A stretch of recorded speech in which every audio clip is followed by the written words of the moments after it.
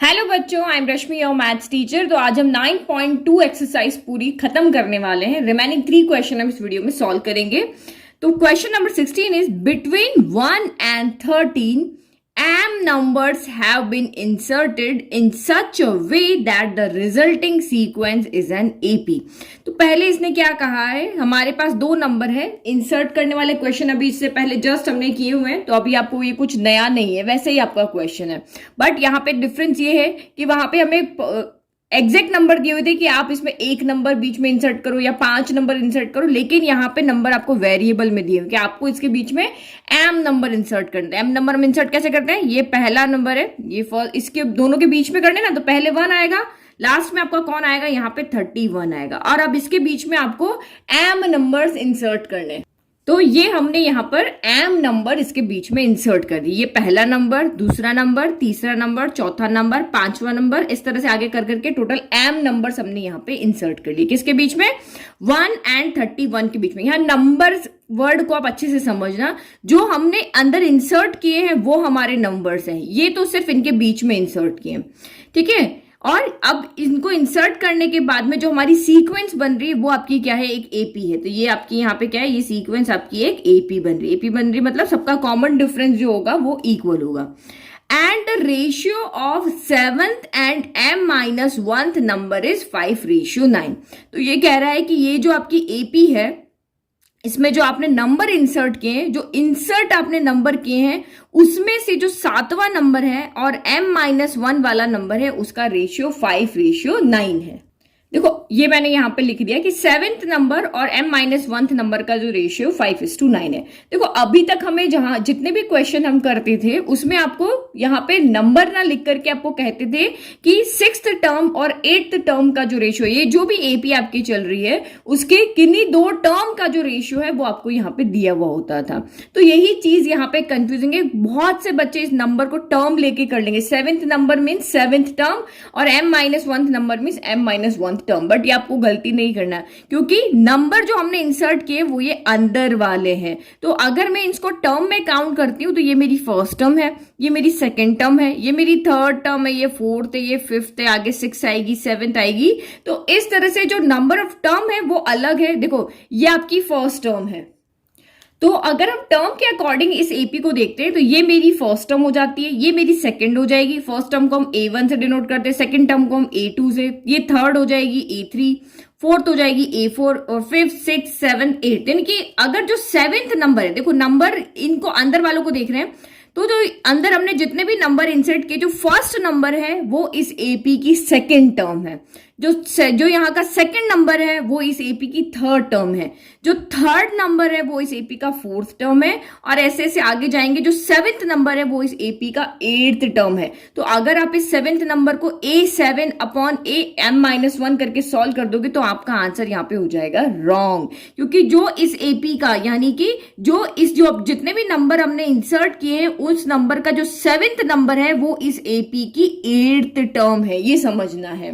तो ये जो आपको यहाँ पे नंबर्स का रेशियो दिया है ना, ये आपको ये नहीं सोच लेना है कि ये टर्म का रेशियो है, ये टर्म का रेशियो नहीं है, ये नंबर का रेशियो है। तो थोड़ा सा फोकस होके क्वेश्चन को अच्छे से पढ़ के सॉल्व करना है, क्योंकि हमने ये जो हमारे 1 और 31 के बीच में हमने एम नंबर्स को इंसर्ट किया था। नंबर हमारे A1, A2, A3, A4, A5, A6 से लेकर के AM तक ये हमारे नंबर से, इनको हम यहाँ पे काउंट नहीं कर रहे हैं। तो पहला नंबर दूसरी टर्म, दूसरा नंबर तीसरी टर्म, चौथा नंबर 5वीं टर्म, छठा नंबर 7वीं टर्म, 7वां नंबर 8वीं टर्म। तो एक एक टर्म यहाँ पे बढ़ती जा रही है। देखो एक एक नंबर बढ़ रहा है ना, ये 1 है तो ये 2 है, ये 2 है तो 3 है, ये 4 है तो 5 है, 6 है तो 7 है, 7 है तो 8 है। तो ये आपके कौन से नंबर की टर्म हो जाएगी, तो ये हो जाएगी AM+1 नंबर की टर्म हो जाएगी। और 31 आपके कौन से नंबर की टर्म हो जाएगी, तो ये आपकी AM+2 नंबर की टर्म हो जाएगी। यानी इस एपी के अंदर टोटल कितनी टर्म है, M+2 टर्म है। ये चीज समझ में आ गई ना, बस समझ में आ गई, आपका क्वेश्चन बहुत इजी हो जाएगा। तो कहने का मतलब यहाँ पे है, जो 7th नंबर हमें यहाँ पे दे रखा है वो इस एपी की 8th टर्म है। तो A8 अपॉन, और m-1 इससे जस्ट पहले वाली होगी, AM से जस्ट पहले वाली नंबर होगा, यहाँ पे ये देखो ये a m minus one number होगा, तो a m minus one number जो होगा वो इस एपी की कौन से नंबर की टर्म होगी? देखो ये एम है तो ये एम प्लस वन है, और ये एम माइनस वन है तो ये ए एम नंबर की टर्म होगी, यही होगा ना। इसमें से एक कम कर दिया ना, तो ये एम माइनस वन में से हमने यहाँ पे एक कम नहीं सॉरी ऐड करना है। 7 है तो प्लस वन किया, 6 है तो प्लस वन किया, m है तो प्लस वन किया, तो यहाँ पे भी इस m माइनस वन में हम प्लस वन करेंगे तो ये कैंसिल होके ये कौन सी टर्म हो जाएगी? m नंबर की टर्म हो जाएगी।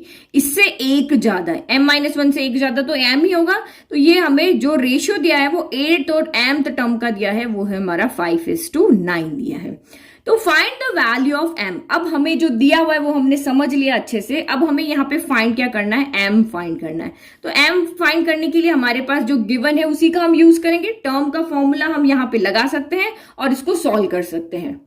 तो we know that a n जो फॉर्मूला होता है वो a plus n minus one d होता है। तो n माइनस वन डी यानी 8 है तो 8 माइनस वन, तो ये कितना हो जाएगा? a प्लस 7d हो जाएगा। और ये ए एम है तो m माइनस वन हो जाएगा, जहां n दिख रहा है वहां एक बार 8 रख दो, एक बार m रख दो, तो ये हो जाएगा a plus m minus one into d, और ये रेशियो हो गया मेरा 5/9 हो गया।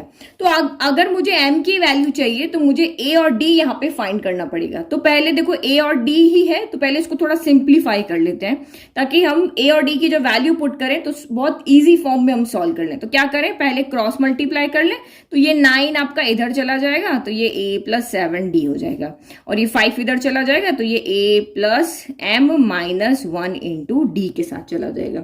अब और आगे इसको सॉल्व कर ले, तो यहाँ तो 9 सीधा का सीधा अंदर चला जाएगा, तो ये आपका हो जाएगा 9a प्लस 63d हो जाएगा, और यहाँ पे क्या हो जाएगा? 5a हो जाएगा।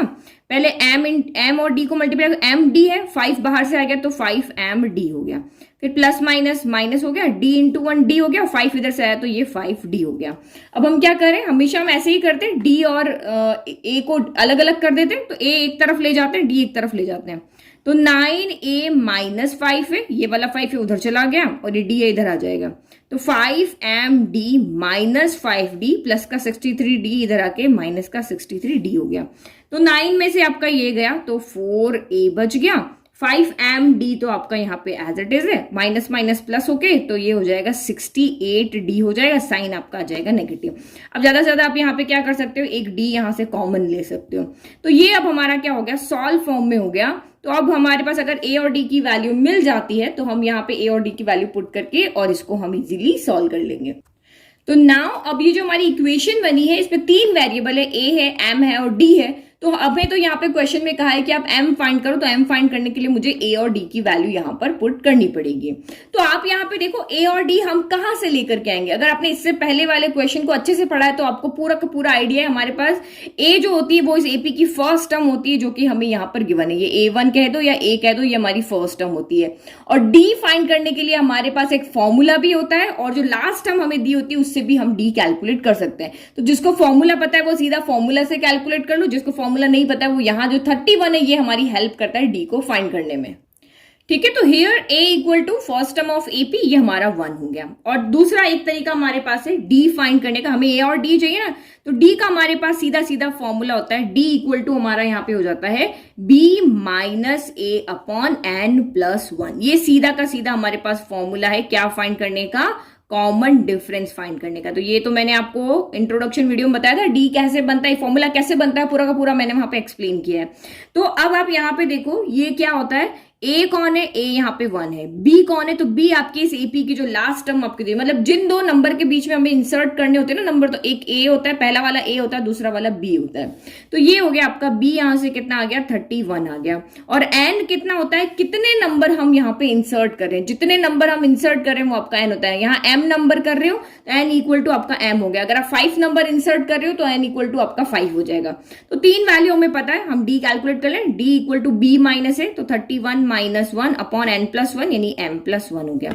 तो ये हो गया आपका 30 अपॉन m प्लस 1 हो गया। लेकिन अब अगर कोई कहे कि नहीं मुझे तो ये नहीं करना, मेरे को फॉर्मूला याद नहीं रहता, दूसरा तरीका बताओ, तो मेथड सेकंड हम यहाँ पे लगाएंगे। हमारी जो लास्ट टर्म है यहाँ पर, nth टर्म हमारी जो है, जो कि हमारी am+2 है। am+2 कहां से है वो तो मैंने आपको बता दिया ना। तो ये am+2 हमें यहाँ पे कितना दिया हुआ है, 31 दिया हुआ है। तो am+2 मेरा यहाँ पे क्या है, 31।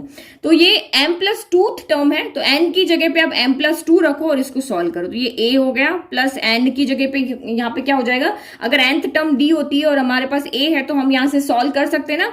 तो आप यहाँ से n की जगह पे m+2 पुट कर दो। ये m+2 -1 हो गया इंटू d इक्वल टू 31 हो गया। तो a की वैल्यू तो हमें पता है, अभी d की वैल्यू हमें नहीं पता, तो d की वैल्यू ही तो हम कैलकुलेट कर रहे हैं। तो a कितना है आपका 1, 1+2 में से 1 गया, तो यहाँ पे आपका m+1 बचा और ये d इक्वल टू 31 हो गया। तो ये आपका m+1 इंटू डी कितना हो गया, 31, प्लस का 1 इधर आके माइनस का 1 हो गया।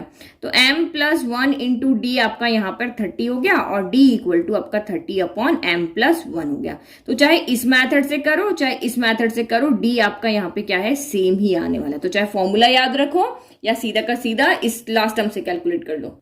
नाउ a एंड d की वैल्यू को फर्स्ट में पुट कर ले। तो ये हो गया 4, a कितना है आपका 1 इक्वल टू d कितना है, तो d आपका यहाँ पर है 30/m+1 और यहाँ पे है 5m-68 है।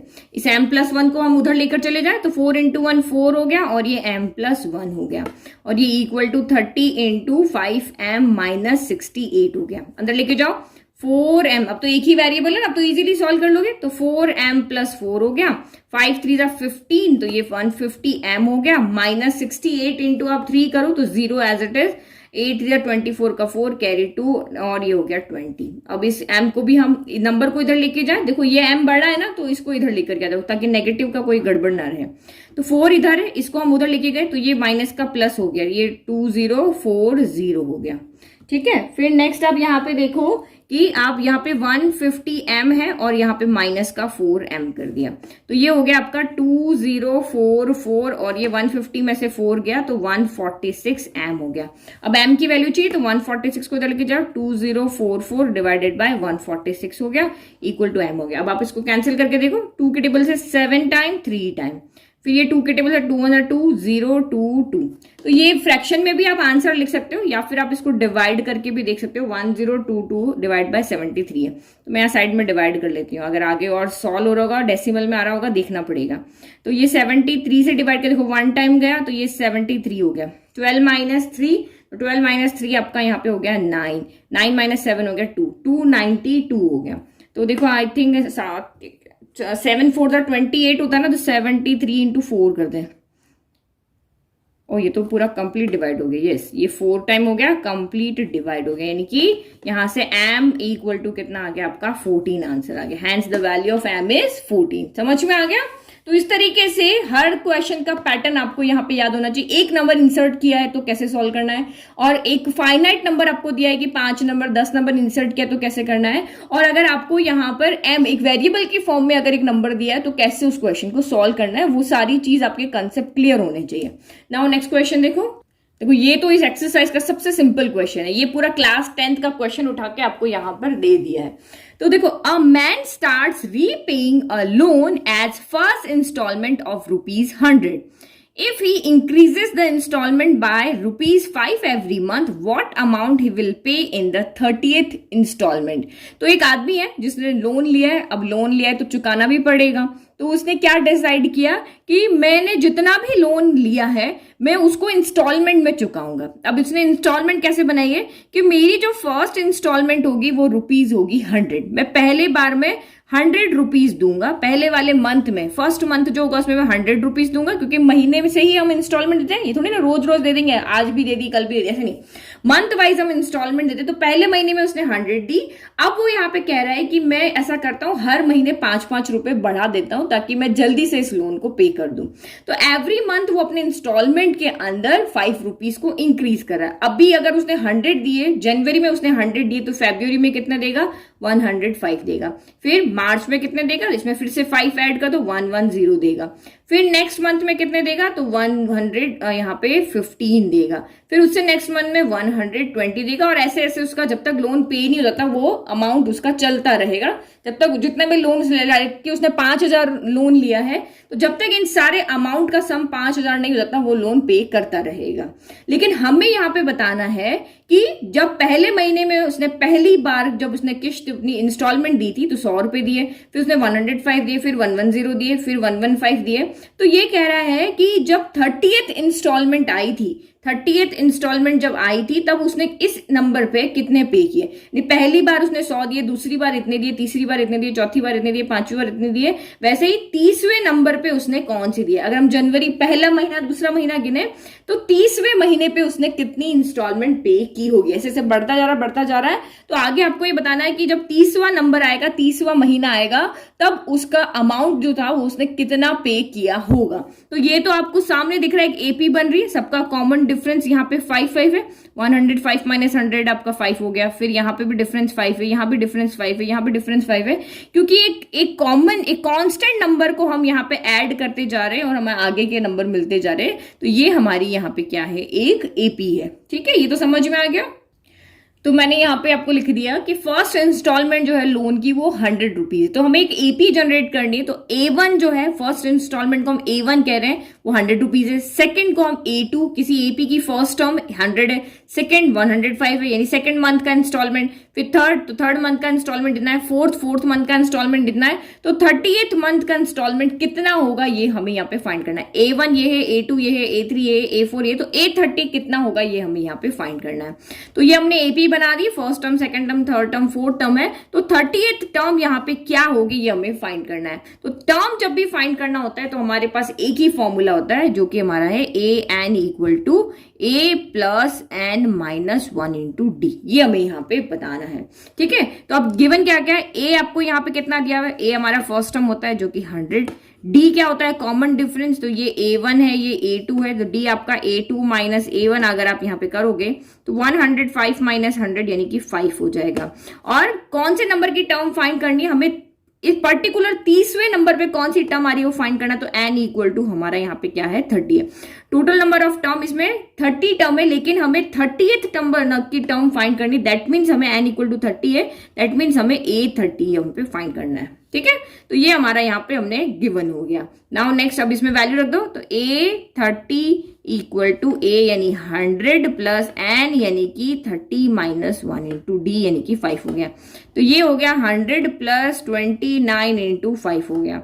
तो ये हो गया 100 प्लस 9 5 45 का 5 कैरी 4 और 10 और 4 यानी कि 14 हो गया। तो 140 प्लस 100, 145 प्लस 100 245 हो गया। यानी कि जैसे जैसे वो आगे बढ़ता जाएगा, जब 30वें मंथ में वो जाएगा तो इसकी इंस्टॉलमेंट अब 100 से स्टार्ट हुई थी, वो अब 245 रुपीज हो जाएगी।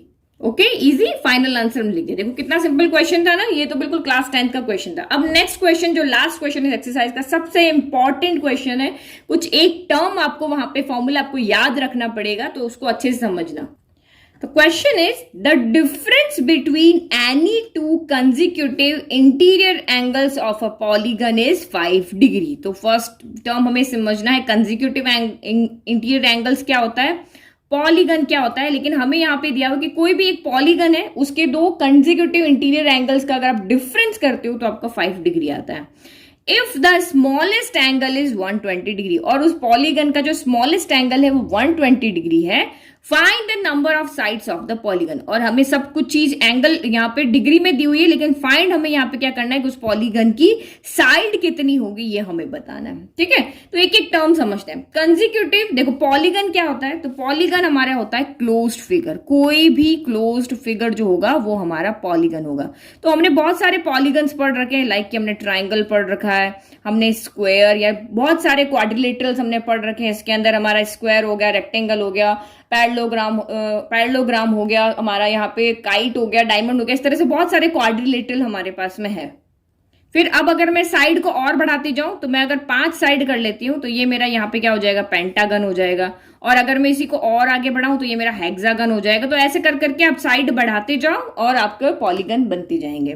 तो इन पॉलीगन के ये अंदर वाले एंगल, ये एंगल 1 है, ये एंगल 2, ये एंगल 3। तो आपको कहा है कि कंसेक्यूटिव का मतलब होता है लगातार, इसके बाद वाला जस्ट ये, इसके बाद वाला जस्ट ये, या इधर से भी ले सकते हो इधर से भी। जैसे ये वाला मैंने यहाँ पे रेक्टेंगल लिया तो इसका कंसेक्यूटिव ये होगा या फिर ये होगा, इसका कंसेक्यूटिव ये नहीं होगा। जो लगातार आप स्टेप से चलते रहोगे और जो इसके जस्ट साथ में आएगा वही इसका कंसेक्यूटिव एंगल होता है।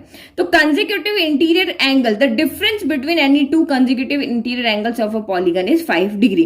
तो लेट के मैं ये एंगल ए लेती हूँ, ये बी लेती हूँ, ये सी लेती हूँ, डी लेती हूँ। तो आपको यहाँ पे क्या दिया हुआ है, angle b minus angle a आपको 5 डिग्री दिया हुआ है। या फिर अगर आप यहां से देख रहे हो तो angle c minus angle b आपको यहाँ 5 डिग्री दिया हुआ। अगर इधर से देख रहे हो तो डी माइनस ए आपको यहाँ पे 5 डिग्री दिया हुआ। इस तरह से किन्हीं भी दो एंगल का डिफरेंस आपको यहाँ पे दिया हुआ है 5 डिग्री। और आपको यहाँ पे कहा है जो भी पॉलीगन आप यहाँ पे ले रहे हो उसका स्मॉलेस्ट एंगल है, लेट कि हमारा एंगल ए जो है वो स्मॉलेस्ट है, तो ये एंगल हमें यहाँ पे दिया हुआ है 5 डिग्री। 5 डिग्री यहाँ पे सॉरी 120 डिग्री दिया हुआ है। ठीक है, दो चीज आपको यहाँ पे दी हुई है कि कंसेक्यूटिव इंटीरियर एंगल्स जो है उनका डिफरेंस है 5 डिग्री, और जो सबसे जो भी पॉलीगन आप यहाँ पे देख रहे हो उसका जो स्मॉलेस्ट एंगल है वो 120 डिग्री है। तो आप मुझे बताओ, अगर ये एंगल 120 डिग्री है तो नेक्स्ट एंगल क्या होगा? नेक्स्ट एंगल जो डिफरेंस, इन दोनों का डिफरेंस आपका यहाँ पे क्या आ रहा है, 5 डिग्री आ रहा है। तो एंगल ए 120 है तो एंगल बी कितना हो जाएगा, ये एंगल इधर आ जाएगा तो 5 प्लस 120 यानी ये 125 हो जाएगा। और फिर बी से आपका सी कैसे आएगा, तो एंगल बी 125 है तो ये इधर आके 125 प्लस 5 यानी कि ये 130 डिग्री हो जाएगा। फिर इसके पास अगर हम आगे जाते हैं तो इसमें भी 5 ऐड होगा तो ये 135 डिग्री हो जाएगा। और ऐसे ही हमारा अगर ये क्लोज फिगर, आपका पॉलीगन कुछ भी हो सकता है, हमें नहीं पता वो क्या है, तो ऐसे करते करते करते हमारी एक एपी बन जाएगी। कैसे? देखो, पहला एंगल 120 डिग्री होगा, फिर दूसरा 125 डिग्री होगा, फिर तीसरा 130 डिग्री होगा, फिर नेक्स्ट आपका 135 डिग्री होगा। अगर एंगल ऐसे तो बनेंगे तभी तो उनका डिफरेंस 5 होगा। 120 minus this 5, 130 minus 25 5, this minus this 5, आगे वाला 140 होगा तो ये भी माइनस करोगे तो 5, और इस तरह से ये इसमें एंगल्स चलते जाएंगे। ठीक है, अब इसने बोला कि आप इसमें नंबर ऑफ साइड्स, इस पॉलीगन की नंबर ऑफ साइड्स यहां पे फाइंड करके बताओ कि ये जो एपी आपकी यहां पे चल रही है तो इसमें आप ये एंगल आपको दिए हुए हैं, लेकिन आपको कह रहे हैं कि इस एपी के अंदर, सॉरी ये जो आपकी एपी बन रही है या जो भी आपका पॉलीगन है उसमें नंबर ऑफ साइड्स यहां पे फाइंड करके बताओ। तो नंबर ऑफ साइड्स हम कैसे फाइंड करके, हमारे पास जो एपी है वो तो हमारी क्या है, एंगल की फॉर्म में। अगर हमें कहें कि इस पॉलीगन में कितने एंगल है तो हम इसके लिए एन फाइंड करके बता देंगे कि हाँ भाई ये ट्राइंगल है तो 3 एंगल है, क्वाड्रिलेटरल है तो 4 एंगल है, पेंटागन है तो 5 एंगल है। लेकिन साइड्स कैसे बताएंगे? तो एक चीज यहां पे देखो, ये ट्राइंगल है, इसमें 3 एंगल है और 3 ही साइड है। ये आपका क्वाड्रिलेटरल है जिसमें 4 एंगल है तो 4 ही साइड है। पेंटागन में 5 एंगल है तो 5 ही साइड है। मतलब किसी भी पॉलीगन में जितनी साइड होगी उतने ही एंगल होंगे। तो मुझे एपी यहां एंगल में दी हुई है, तो मैं अगर इस पॉलीगन के नंबर ऑफ एंगल्स यहां पे फाइंड करके बता दूं तो वो हमारे नंबर ऑफ साइड्स के इक्वल हो जाएंगे। तो किसी भी पॉलीगन में क्या होता है, number of sides of polygon जो होता है number of angles of polygon के इक्वल होता है। तो अगर मैं यहाँ पे ये number of angles in a polygon अगर यहाँ पे फाइंड करके बता दूं तो वो मेरा number of sides of polygon के इक्वल हो जाएगा। क्योंकि अगर इसमें n साइड है तो n ही एंगल होंगे, 5 साइड है तो 5 ही एंगल होंगे, 3 साइड है तो 3 ही यहाँ पर एंगल होंगे। तो मैं अब यहाँ पे टोटल नंबर ऑफ एंगल भी कैसे फाइंड करके बताऊं कि इस एपी के अंदर टोटल कितनी टर्म है, जो भी पॉलीगन हम यहाँ पे ले रहे हैं उसके अंदर टोटल कितने एंगल है, तो वो मैं कैसे बताऊं यहां पर। ठीक है, तो ये n नंबर की टर्म पे कौन सा नंबर यहाँ पे बैठा है, देखो फर्स्ट नंबर पे n इक्वल टू 1 पे 120, n इक्वल टू 2 पे 125 है, n इक्वल टू 3 पे 130 है, n इक्वल टू 4 पे 135 है, ऐसे ऐसे आगे चलते जाएं। इस nth नंबर पे कौन सी टर्म यहाँ पे बैठी हुई है तो वो बताने के लिए हमारे पास एक ही फॉर्मूला होता है जो कि हमारे पास होता है an। तो an इक्वल टू का फॉर्मूला होता है a plus n minus 1 into D. अब इस फॉर्मूले की हेल्प से अगर मैं n नंबर पे कौन सा नंबर है, कौन सा एंगल है वो बताऊं, तो देखो a तो मुझे यहाँ पे पता है 120 डिग्री, डी भी यहाँ पे मुझे पता है A2 माइनस A1 यानी 125 माइनस 120 डिग्री यानी कि 5 डिग्री हो गया। लेकिन मैंने आपको पहले भी कितनी बार बोला है कि जब भी आप चाहे सम का फॉर्मूला लो चाहे ये वाला फॉर्मूला लो, हमेशा 4 वेरिएबल होंगे, उसमें से 3 आपको पता होने चाहिए। तो यहाँ पे मेरे पास A है, D है, N तो मुझे यहाँ पे फाइंड करना है, और लास्ट टर्म जो यहाँ पे मुझे गिवन है ही नहीं, nth टर्म कौन है वही तो हमें फाइंड करना है। तो ये हमें फाइंड करना है और ये भी हमें फाइंड करना है, ये भी हमें फाइंड करना है ना। नंबर ऑफ, इसने यही तो पूछा, number of sides of the polygon आप यहाँ पे फाइंड करके बताओ। तो मेरे को तो यहाँ पे 2 चीज चाहिए, ए एन, यानी मुझे मेरे पास लास्ट टर्म भी नहीं है, मेरे पास यहाँ पे नंबर ऑफ टर्म्स भी नहीं है, तो मैं कैसे फाइंड करके बताऊं। दो चीज पता यहाँ पे पता है, 2 चीज नहीं पता है, तो दैट मीन्स हम ये वाला फॉर्मूला तो यहाँ पे यूज नहीं कर सकते। तो फिर क्या करें, अब इस क्वेश्चन को कैसे सॉल्व करें। तो देखो, इसके लिए जो मैंने आपको कहा है, एक चीज आपको यहाँ पे याद रखनी है। क्या याद रखनी है कि कोई भी पॉलीगन होता है उसके सारे इंटीरियर एंगल्स के सम का हमारे पास एक फॉर्मूला होता है। वो क्या होता है, तो ये होता है सम ऑफ ऑल। तो कहां पे क्वेश्चंस के बीच में भी छोटी छोटी बेसिक चीजें आ जाती है जो आपके एमसीक्यूज में हेल्प करेगी। तो ये चीज आप अपने नोट्स में लिखते जाओ अलग से कि क्या है जो बीच बीच में से आपका शॉर्ट फॉर्मूला बन रहा है, वो आपको याद रखना है। तो sum of all interior angles of polygon, sum of all interior angles of polygon, कोई भी पॉलीगन ले लो, कोई भी पॉलीगन है उसके आपको यहाँ पे, अगर आप कहो कि ये मुझे हेक्सागन का निकालना है, पेंटागन का निकालना है, आगे भी और अगर मुझे निकालना है, तो सीधा एक फॉर्मूला होता है n-2 इंटू 180 डिग्री। तो ये फॉर्मूला आपको यहाँ पे याद रखना है कि किसी भी पॉलीगन के इंटीरियर एंगल का जो सम होता है यहाँ पर n-2 इंटू 180 डिग्री होता है। अब देखो ट्राइंगल का फाइंड करना है, n यहाँ पे क्या होता है, यहाँ n होता है आपका नंबर ऑफ एंगल्स। तो ट्राइंगल में कितने एंगल्स है, 3 है ना, तो 3 माइनस 2 हो गया 1 इंटू 180, तो देखो इसका सम हो गया 180 डिग्री। अब ये क्वाड्रिलेटरल में टोटल कितने एंगल होते हैं, 4, तो यहाँ पे देखो 4 माइनस 2, तो 2 इंटू 180 आपका यहाँ पे हो गया 360। तो इसके चारों एंगल का सम हमें पता है 360 होता है। तो एटलीस्ट इन दोनों का तो हमें पता ही है ना, आगे पेंटागन हेक्सागन का नहीं पता हो, लेकिन इन दोनों से तो हमने यहाँ पे वेरीफाई कर लिया कि यस ये हमारा फॉर्मूला सही है। तो अब मुझे यहाँ पे ये फॉर्मूला मैं नहीं लगा पा रही हूं, लेकिन क्वेश्चन में ये जो फॉर्मूला मैंने यहाँ पे याद किया है, इससे मुझे पता चल रहा है कि इन सारे एंगल्स का अगर आप सम कर रहे हो तो वो सम मेरा जो है वो n-2 इंटू 180 के इक्वल आएगा। एसएन हमें यहाँ पे दिया हुआ है वेरिएबल की फॉर्म में, एसएन हमें यहाँ पे क्या दिया हुआ है, वेरिएबल की फॉर्म में। इन सारी टर्म का अगर आप सम करते हो तो ये आपका आता है यहाँ पे, क्योंकि ये क्या है, किसी कोई भी पॉलीगन आप यहाँ पे ले लो उसके सारे इंटीरियर एंगल का सम है। अगर मैं ट्राइंगल ले लूं तो इन 3 एंगल का सम आएगा इस तरीके से करके। तो ये हमारा ट्राइंगल के लिए तो वेरीफाई नहीं हो रहा, क्योंकि इन 3 एंगल का अगर आप सम करते हो तो ये आपका 180 नहीं आ रहा है। लेकिन अब एन के ऊपर डिपेंड करेगा कि जितनी साइड्स यहां पर होगी या जितने एंगल्स यहां पर होंगे उतना यहां से हमें पॉलीगॉन मिलेगा। तो ये अब हमें ये एपी गिवन है, इस एपी में ए पता है, डी पता है और एसएन हमें यहाँ पे पता है। तो फॉर्मूला किसका लगेगा, ए एन का ना लग के एसएन का फॉर्मूला लगेगा, क्योंकि इस फॉर्मूला में हमें यहाँ पर ये भी पता है, एसएन का फॉर्मूला हमारा क्या होता है, n/2 2a plus n-1 into D. तो इसमें हमें ये वाली वैल्यू पता है, a पता है और d पता है, तो सिर्फ हमें यहां से क्या फाइंड करना रहा, ओनली n फाइंड करना रहा। समझ में आ गया। तो ये तो था सारा हमारा रफ वर्क। अब फेयर वर्क करते हैं। ओके, तो सॉल्यूशन हमें कैसे लिखना है, ये सारा रफ आपको यहाँ पे अलग से जब क्वेश्चन लिखोगे ना, आंसर जहां भी नोट्स में लिखोगे, ये सारा रफ भी आप साइड में लिख देना ताकि समझने में आपको दिक्कत ना हो। फिर इस आंसर हम ऐसे लिखेंगे, let the number of sides of the polygon be n। जो हमें यहाँ पे फाइंड करना है वही हमने लेट किया कि जो भी पॉलीगन यहाँ पे है उस पॉलीगन में टोटल नंबर ऑफ साइड्स कितनी है, n है। स्मॉलेस्ट एंगल आपको 120 डिग्री दिया हुआ है और कंसेक्यूटिव जो उनके एंगल्स का डिफरेंस है, लगातार कंटिन्यू वाले एंगल्स का डिफरेंस वो 5 डिग्री है। तो इससे हमारी एपी बन गई 120, 120 प्लस 5, 125 प्लस 5, इस तरह से एपी बन गई। तो इस एपी से हम 2 चीज पता कर सकते हैं, एक हमारा ए और एक हमारा यहाँ पर डी। फिर मैंने कहा था क्योंकि हम ए एन का फॉर्मूला यहाँ पे नहीं लगा सकते हैं, क्योंकि हमें यहाँ पे 2 वेरिएबल नहीं पता, न तो हमें ए एन पता है ना हमें एन पता है। तो ए एन के फॉर्मूला में 4 वेरिएबल में से हमें सिर्फ 2 ही पता है, तो ये फॉर्मूला तो यहाँ पे नहीं लगा। ए एन क्यों लिखा, that means nth term, first term, second term, third term, fourth term, nth term. ठीक है। तो इसीलिए हम जो हमें पहले से पता है एक फॉर्मूला, हम वो यहां पर लेकर के आए हैं, क्योंकि इसकी हेल्प से तो यहाँ पे कुछ काम हो नहीं रहा। तो we know that sum of all interior angles of a polygon जो होता है वो n-2 इंटू 180 डिग्री होता है। तो हम इसको लेकर के आए, तुम हमारी हेल्प करो यहाँ पे n को फाइंड करने के लिए। तो सम यानी कि सारे एंगल का सम, पॉलीगन के सारे इंटीरियर एंगल का सम जो है वो n-2 इंटू 180, तो इसको हमने s ऑफ n लिख दिया। यानी कि सारी इस एपी में जितने भी एंगल से उन सबका सम, जो इंटीरियर एंगल से जो भी पॉलीगन के, उनका सम n-2 इंटू 180। तो Sn का मतलब क्या हुआ, इन सारे एंगल्स का सम करना। कहां तक, 120 120 अप टू कहां तक, n टर्म तक। यही तो हमें फाइंड करना, कितनी टर्म हम यहाँ पे लेंगे, n की वैल्यू क्या है, तो हम कह रहे हैं n टर्म तक का सम करना है।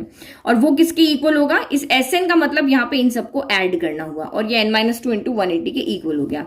अब Sn का फॉर्मूला क्या होता है, n/2 2a plus n-1 into d हमारा Sn होता है। तो आप वैल्यू पुट करो, n हमें पता ही नहीं है, तो n तो हमारा n/2 ही है। 2a कितना है, a आपका यहाँ पे है 120 प्लस n-1 ही है, और d आपका यहाँ पे है 5, और Sn कितना है, तो ये रहा आपका n-2 इंटू 180 डिग्री हो गया। नाउ इसको सॉल्व करते हैं, तो ये आपका यहाँ पे हो गया n/2, तो एज इट इज रहा 120 इंटू, तो 240 हो गया आपका यहाँ पे, 240 प्लस 5n, 5 को अंदर लेकर गए, माइनस का 5 हो गया, इक्वल टू n-2 इंटू 180 हो गया। ये जो चल रहा वही चलने देते हैं। फिर ये n/2 हो गया, ये आपका हो गया 240 में से 5 गया, तो 235 प्लस 5n हो गया, equal to n-2 into 180 degree ही रहा। ठीक है। फिर आप यहां से देखो, हम चाहे तो इस इक्वेशन, देखो यहाँ पे आपको दिख तो रहा है कि इक्वेशन बन रही है, तो जितना हो सके उसको हम सिंप्लीफाई करने की कोशिश करते हैं। तो यहाँ भी 5 है, यहाँ 235 है, तो 5 दोनों में से कॉमन आ सकता है, तो मैंने 5 को बाहर कॉमन ले लिया। तो यहाँ पे क्या बच गया, 5 4 जा 20, 5 5 जा नहीं, 5 7 जा 35 आएगा, तो 47 प्लस n यहाँ पे बच गया, ताकि मैं कुछ कैंसिल कर सकूं और नंबर मेरे इजी फॉर्म में आ जाए। तो मैं n को यही रखती हूँ, 5/2 को इधर ले जाती हूँ, क्योंकि 5/2 से ये कैंसिल हो जाएगा, ये फ्रैक्शन वाला नंबर यहाँ पे हट जाएगा। तो यहाँ पे तो n बचा, ये 47 प्लस n हो गया, और यहाँ पे n-2 इंटू 180 तो पहले से था, और ये 2 ऊपर चला जाएगा, 5 नीचे आ जाएगा। तो 5 से इसको हम कैंसिल करते हैं, 5 3 जा 15 हो गया, 5 6 जा 30 हो गया, तो ये 36 टाइम यहाँ पे कैंसिल हो गया। अब n को अंदर ले जाओ, तो ये 47n हो गया, और ये n इंटू n स्क्वायर हो गया। फिर 36 इंटू 2, तो ये हो गया 72, इन दोनों का मल्टीप्लाई 72 इंटू n हो गया आपका 72n, और 72 इंटू 2, तो ये आपका हो गया यहाँ पर 144 हो गया। अब सारी टर्म को हम एक तरफ लिख के जाए, सामने ही दिख रहा है एक क्वाड्रेटिक इक्वेशन बन रही, क्योंकि n की पावर 2 भी है, n की पावर 1 भी है, एक कांस्टेंट टर्म भी यहाँ पर है। तो इसको हम उधर ले आते हैं, सबसे पहले हाईएस्ट पावर को रखते हैं, फिर प्लस 47n हो गया, माइनस 72n हो गया, माइनस का 144 उधर जाके प्लस का 144 हो गया, इक्वल टू 0 हो गया। तो क्वाड्रेटिक इक्वेशन बन रही है, इसका मतलब n की हमें 2 वैल्यू मिलेगी। तो 2 वैल्यू मिलेगी, तो ये n स्क्वायर हो गया, प्लस 72 में से 47 गया, तो ये आपका हो गया 25, अच्छा नेगेटिव साइन आएगा क्योंकि 72 बड़ा है, तो 25n हो गया, ये प्लस का 144 हो गया, इक्वल टू 0 हो गया। तो क्वाड्रेटिक इक्वेशन बन गई। अब आपकी चॉइस है, आप इसको कौन से मेथड से सॉल्व करना चाह रहे हो, चाहे तो क्वाड्रेटिक फॉर्मूला लगा लो या फिर आप मिडिल टर्म स्प्लिटिंग लगा लो। तो मिडिल टर्म स्प्लिटिंग में क्या होता है, a कौन है, यहाँ पे n स्क्वायर का कोफिशिएंट 1 है, b कौन है, n का कोफिशिएंट 25, मैं नेगेटिव साइन कभी भी नहीं लेती हूँ, हमेशा पॉजिटिव लूंगी, c इक्वल टू आपका यहाँ पे 144 है। तो हमें 2 नंबर ऐसे चाहिए जिनका प्रोडक्ट करने पर a इंटू सी, यानी 1 इंटू 144 आए, और यहाँ साइन प्लस का है, तो उन दोनों नंबर को ऐड करने पर मेरा b यानी कि 25 है। तो इसके हमेशा जो मल्टीप्लाई वाला नंबर है ना, उसके हम फैक्टर बनाते हैं। तो ये हो गया 144, 2 के टेबल में है 7 टाइम, 2 2 4, फिर 2 के टेबल में 3 टाइम, और 12 बचा 6 टाइम, फिर 2 के टेबल में आया 1 टाइम और 8 टाइम। तो आप यहाँ पे देखो अगेन, अगर आप पूरा सॉल्व करो, 2 के टेबल में ही आया 9 टाइम, और ये 3 के टेबल और ये 3 के टेबल। अब कुछ ऐसा इनका पेयर बनाओ नंबर्स का कि ऐड करने पर आपका 25 आए। तो देखो मुझे यहाँ पे बहुत इजीली दिख रहा है कि ये 2 को अलग दे, 2 2 जा 4, 4 2 जा 8, 8 2 जा 16 हो गया, प्लस 3 3 जा कितना हो गया, ये 3 है ना, 3 3 जा क्या हो गया 9 हो गया। तो 16 प्लस 9 मेरा क्या हो जाएगा, 25 हो जाएगा। 16 इंटू 9 हो गया 144, और 16 प्लस 9 हो गया मेरा यहाँ पे 25। तो इस 25 की जगह पे हम रख देंगे 16 प्लस 9 रख देंगे, बस हो गया middle term splitting. Now solve करो, तो ये हो गया n स्क्वायर माइनस 25 की जगह रखेंगे 16 plus 9 into n plus 144 equal to 0। तो ये हो गया एन स्क्वायर, अंदर लेके जाओ, माइनस प्लस माइनस 16, एन इधर से आ जाएगा, minus plus minus 9 into n हो जाएगा प्लस 144 हो गया। फर्स्ट टू लास्ट टू में से कॉमन लो, यहां से ओनली एन कॉमन आ रहा है तो एन माइनस 16 हो गया। फिर माइनस यहां से 9 कॉमन आ जाएगा क्योंकि 9 इंटू 16 144 होता है, 9 बाहर ले लिया, अंदर क्या बचेगा 16 बच जाएगा। तो ये यहां से तो जो देखो जो भी यहाँ साइन होता है ना हमेशा बाहर आता है, अगर ये नेगेटिव बाहर आए तो अंदर के साइन चेंज कर देगा। ये एन नेगेटिव है तो ये यहाँ पे पॉजिटिव हो जाएगा, और ये पॉजिटिव है तो नेगेटिव हो जाएगा, और ये 16 हो गया। हमेशा दोनों ब्रैकेट सेम होते हैं। तो एन माइनस 16 एक फैक्टर बना, एक एन माइनस 9 एक फैक्टर बना। तो दोनों के प्रोडक्ट से ये 0 आ रहा तो या तो ये 0 या ये 0। तो आप क्या लिखोगे, when n minus 16 equal to 0 है तो this implies n equal to आपका 16 है, और when n minus 9 equal to 0 है तो this implies n equal to 9 है। तो हमें यहाँ पे दो आंसर मिल रहे हैं कि ये आपको कह रहा है कि अगर आप 16 टर्म लेते हो तब भी आपका यहाँ पर जो गिवन कंडीशन है वो सेटिस्फाइड रहेगी, कि मतलब उसका फर्स्ट टर्म 120 रहेगा, कॉमन डिफरेंस 5 रहेगा, और n इक्वल टू जब आप 16 या फिर आप 9 लोगे तब भी ये कंडीशन आपकी यहाँ पे सेटिस्फाइड रहेगी। कौन सी वाली, जो ये एंगल वाली, ठीक है। तो अब जब भी दो आंसर आते हैं तो हमें जस्टिफाई करके दिखाना होता है कि दोनों आंसर हमारे यहाँ पर राइट है। n इक्वल टू 16 रख रहे हो तब भी हमारी यहाँ पे कंडीशन सेटिस्फाइड हो रही है, और n इक्वल टू 9 रख रहे हो तब भी हमारी कंडीशन यहाँ पे सेटिस्फाइड हो रही है। तो हमें यहाँ पे बताना पड़ेगा जब n इक्वल टू 16 रख रहे हो तो nth टर्म यहाँ पे क्या आ रही है, और n इक्वल टू 9 रख रहे हो तो nth टर्म यहाँ पर क्या आ रही है। तो हमें कैलकुलेट करके देखना पड़ेगा।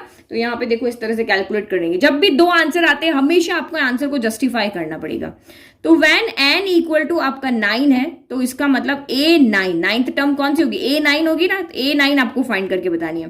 तो a9 आपकी यहाँ पे क्या हो जाएगी, a plus n minus 1 into D, यानी कि a प्लस n माइनस 1 यानी कि 9 माइनस 1 इंटू डी, यानी कि ये आपकी हो जाएगी a प्लस 8d हो जाएगी। वैल्यू रखो a की हमारी वैल्यू है 120 degree plus 8 into D, D आपका यहाँ पे कितना है 5, तो ये हो गया 120 और ये हो गया 40, तो ये हो गया आपका यहाँ पे 160 डिग्री हो गया। तो ठीक है, ये 160 डिग्री हमारे पास ठीक है। दूसरा भी हम फाइंड करके देखते हैं, दोनों में से हम कौन सी वैल्यू लेंगे, कौन सी नहीं लेंगे, या दोनों लेंगे। तो a16 का मतलब a plus 16 minus 1 into D, यानी a प्लस आपका 15d हो गया। तो a यहाँ पे कितना है आपका 120 डिग्री प्लस 15 इंटू 5 हो गया। तो ये हो गया 120 प्लस 15 इंटू 5 हो गया 75। तो ये आपका आ रहा है यहाँ पे 195 डिग्री हो रहा है। तो आप यहाँ पे देखो, हम ये वाली वैल्यू तो लेंगे, कौन सी वाली, ये वाली वैल्यू a9 वाली वैल्यू जो है उसको तो हम लेंगे, लेकिन a16 वाली वैल्यू जो है हमारी ये वाली, इसको हम नहीं लेंगे। इसको हम लेंगे क्यों, तो आप यहाँ पे देखो कोई भी पॉलीगन अगर आप यहाँ पे बनाते हो, ये वाला पॉलीगन बना लो चाहे ये वाला पॉलीगन बना लो, पॉलीगन को बनाने के लिए किसी भी लाइन को यहां से फोल्ड होना पड़ता है, ये इस तरह से फोल्ड होना पड़ता है। लेकिन 180 डिग्री ये वाला एंगल देखो 180 डिग्री से क्या आ रहा है, बड़ा आ रहा है, 195 डिग्री आ रहा है। तो ये अगर मुझे कोई भी एंगल बनाना है, ये 195 आपका जो है 180 से बड़ा है, तो 180 से बड़ा है तो यहाँ पे साइड बनेगी नहीं, पॉसिबल ही नहीं है। यहाँ पर अगर इंटीरियर एंगल मुझे यहाँ पे बनाना है तो किसी भी पॉलीगन में इंटीरियर एंगल बनाने के लिए हमेशा सारे एंगल जो होते हैं वो 180 से छोटे होने चाहिए। क्योंकि मुझे अगर इस लाइन को बनाना है, ये मेरा बड़ा चल रहा है, इस तरह चलती जा रही 180 से, अगर मुझे यहाँ पे कोई एंगल बनाना है तो इसको मुझे इस तरह से फोल्ड करना पड़ेगा। यहाँ पे क्या करना पड़ेगा, फोल्ड करना पड़ेगा। तो फोल्ड करेंगे तभी तो एंगल बनेगा यहाँ पर। तो कभी भी जब भी हम यहाँ पे इस तरह से देखते हैं तो एक किसी भी पॉलीगन का इंटीरियर एंगल जो होता है हमेशा 180 से छोटा होना चाहिए, 180 से बड़ा नहीं होना चाहिए। ठीक है, तो इस क्वेश्चन के लिए ये बात है। अदरवाइज हमारे पास दो तरह के पॉलीगन होते हैं, कॉनकेव पॉलीगन, कॉन्वेक्स पॉलीगन। तो वहां पर जब आपके इन पॉलीगन अभी आपके सिलेबस में नहीं है, लेकिन अभी आप इतना ही समझो क्योंकि 180 से बड़ा भी हो सकता है, लेकिन वो अलग तरह के पॉलीगन होते हैं। तो अभी जो हमारे यहाँ पे पॉलीगन है उसमें कोई भी एंगल है वो 180 डिग्री से बड़ा नहीं हो सकता है। तो ये वाला एंगल जो है वो हमारा 180 डिग्री से छोटा है, तो हम n इक्वल टू 9 लेंगे। ये वाला एंगल मेरा 180 से बड़ा है, इसलिए हम यहाँ पे ये वाला नहीं लेंगे। तो क्यों नहीं लेंगे, ठीक है, तो 195 degree is not possible, तो because an interior angle of a polygon is always less than 180 degree होना चाहिए। किसी भी पॉलीगन को अगर आपको यहाँ पे बनाना है तो उसका एंगल आपका हमेशा 180 डिग्री से क्या होना चाहिए, छोटा होना चाहिए। ये आपको समझ में आ गया, मीन्स कि हमारी जो यहाँ पे n हम कौन सा वाला लेंगे, n equal to 9 is the right answer for this question. तो यहां पे हम लेंगे ओनली n इक्वल टू 9 लेंगे। तो नंबर ऑफ साइड्स यहां पे कितनी होगी पॉलीगन की, 9 साइड्स होगी, तभी यहां पे कंडीशन को ये ट्रू कर रहा है। 9 साइड्स कह दो या 9 एंगल वाला आपका यहाँ पे जो बनेगा, 9 एंगल्स वाला जो पॉलीगन बनेगा वो आपका राइट है। 16 एंगल वाला पॉलीगन बनेगा वो आपका राइट नहीं है, क्योंकि अभी मैंने आपको यहाँ पे बताया था ना कि number of sides of a polygon जो होती है, number of angles of polygon दोनों क्या होते हैं, आपस में इक्वल होते हैं। जितने एंगल होते हैं उतनी ही साइड्स होती है। तो ये यहाँ पे कह रहा है कि इसकी 9 साइड्स है ये, क्योंकि हमने एन क्या लिया था, number of sides of polygon लिया था। तो 9 साइड से इसका मतलब उसमें 9 ही एंगल बनेंगे। तो आई होप आपको 9.2 एक्सरसाइज अच्छे से समझ में आ गई। अभी भी कोई डाउट है कमेंट बॉक्स में कमेंट करें और चैनल को लाइक शेयर कर सब्सक्राइब करना ना भूलें। Thank you.